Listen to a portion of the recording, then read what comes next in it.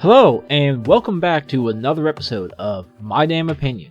Today's episode is a continuation of my How I Would Do the DCEU series. For this next installment, we are going to tackle Wonder Woman. If you haven't seen the previous 3 installments, I'll link the playlist in the description, so make sure to check those out. So let's get right to it. The movie opens with Diana in her Wonder Woman gear during World War II, fighting along Steve, Trevor, and other soldiers.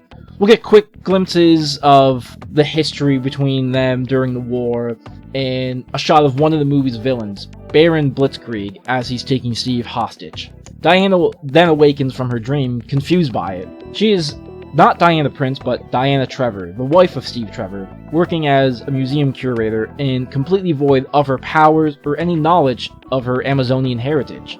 Diana is living a perfect life, but slowly begins to question the perfect world around her. Each night, Diana has more dreams of Wonder Woman. We see through the dreams more of her time during the war, her developing relationship with Steve, and Baron Blitzkrieg taking a village hostage to get to Wonder Woman.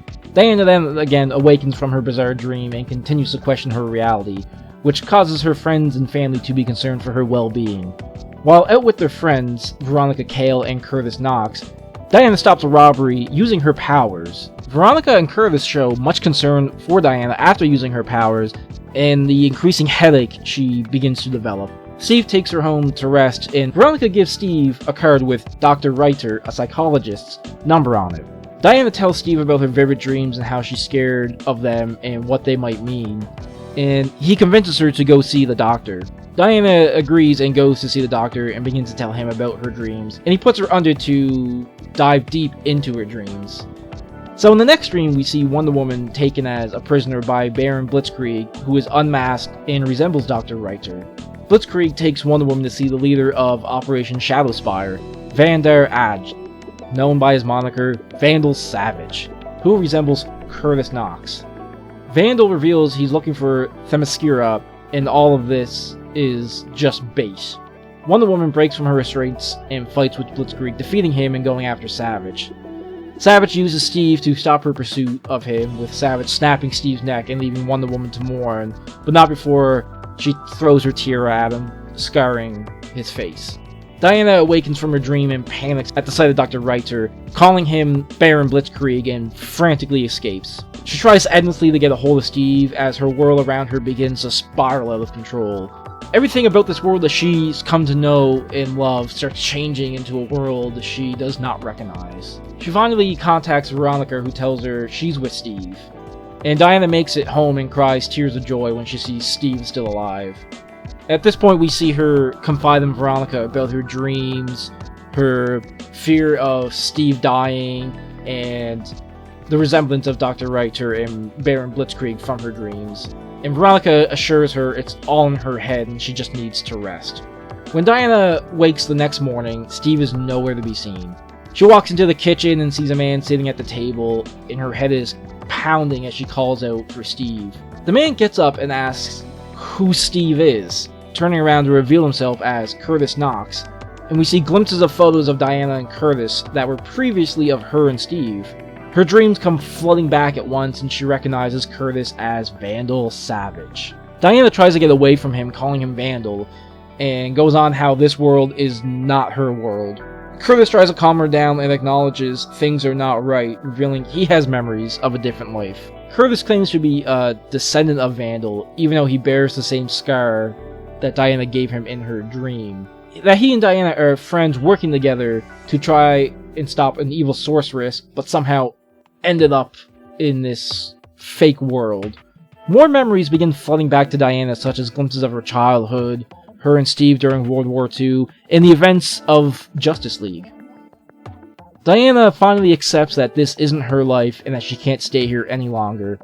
Breaking out of the dream state, Diana wakes up on Themyscira, bound by magical binds, as we see the antagonist who has been pulling the strings the entire time, Veronica Cale, aka the sorceress Circe. Circe was in the middle of a ritual when Diana breaks free from her bonds. Curtis Knox is seen waking up trapped in similar bonds.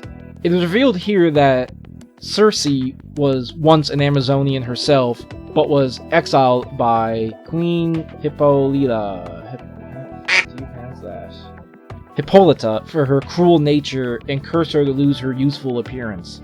She plotted her revenge, which involved gaining eternal youth by draining it from Diana, Hippolyta's daughter, and to take her power before claiming the throne for herself and attempting to rule over man. Curtis is seen in the background escaping while Diana confronts Cersei, grabbing a map before disappearing.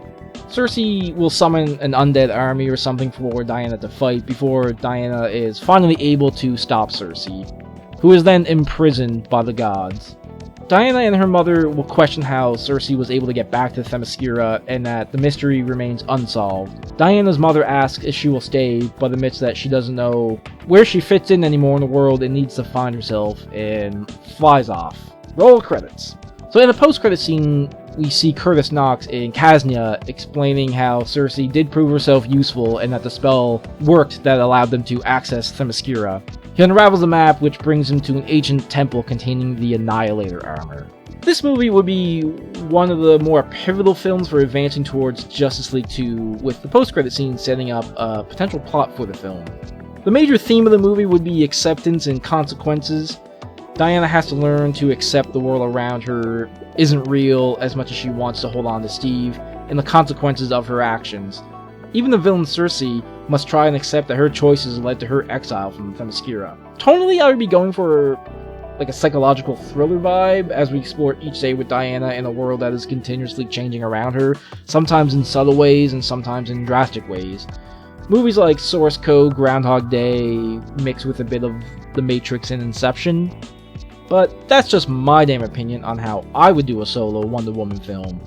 If you enjoyed this video, please leave a like and subscribe for more videos like this, and don't forget to check out the other 3 film pitches in my version of the DC Cinematic Universe. Let me know in the comments your thoughts on my Wonder Woman film, what character I should tackle next, or anything DC related. Thanks for watching, and I'll catch you in the next one.